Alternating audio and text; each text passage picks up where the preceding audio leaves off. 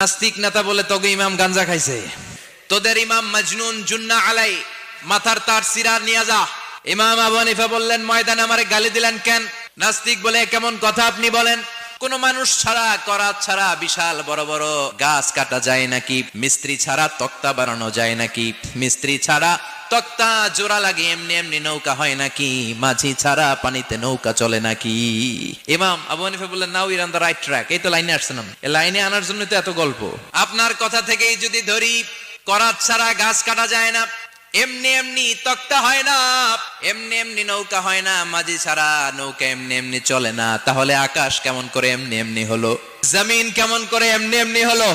দ্বিপ্রহরের জলজলে সূর্যটা কেমন করে কিরণ দিল এমনি এমনি? আল্লাহু আকবার! কেমন করে নবমণ্ডল ভূমণ্ডল সৃষ্টি হলো? কেমন করে দিন শেষে রাত্রি আসে, রাত্রি শেষে দিন আসে? ওইটা যদি এমনি এমনি না হয়, মহাবিশ্বের এই